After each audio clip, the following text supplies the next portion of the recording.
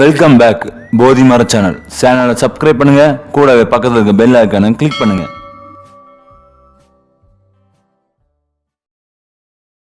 Hi viewers, இன்றைக்கி நம்ம சேனலில் என்ன பார்க்க போகிறோம்னா, கொட்டை உள்ள திராட்சை உடலுக்கு நல்லதா, கொட்டை இல்லாத திராட்சை உடலுக்கு நல்லதா அப்படிங்கிறத பார்க்க போகிறோம்.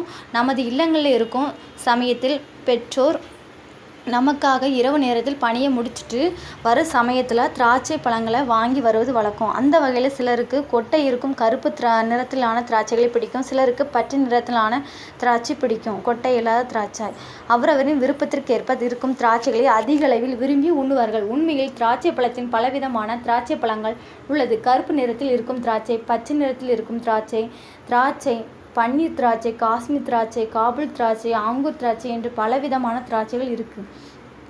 திராட்சை பழத்தில் இருக்கும் சர்க்கரை சத்துக்கள் என்னென்னு அப்படின்னு பார்த்தோம்னா, கார்போஹைட்ரேட், டெக்ட்ரோஸ், ஃப்ரக்டோஸ், பெக்டின், டார்டாரிக் அமிலம், மாலிக் அமிலம், சிட்ரிக் அமிலம், புரதச்சத்து, சுண்ணாம்புச்சத்து, சாமிரச்சத்து, இரும்புச்சத்து மற்றும் பொட்டாசி சத்துக்களின் காரணமாக நமது உடல் நலமானது மேம்படுகிறது. நமது உடல் நலம் மேம்படும் என்று திராட்சை பழத்தை இரவு நேரத்தில் உண்ணக்கூடாது. திராட்சை பழமானது இயற்கையாக உடலுக்கு புத்துணர்ச்சியை வழங்கக்கூடியது. இரவு நேரத்தில் திராட்சையை சாப்பிட்டால் தூக்கம் கலைந்து புத்துணர்ச்சி கிடைக்கும்.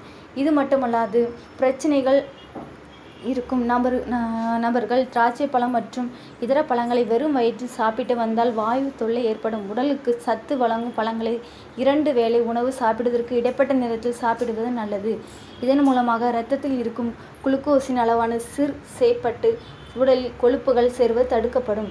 திராட்சை பழத்தில் கொட்டை உள்ள திராட்சை மற்றும் கொட்டை இல்லாத திராட்சை பழங்கள் உள்ளது. இவைகள் இரண்டும் உடலுக்கு நல்ல சக்தியை வழங்கக்கூடியது.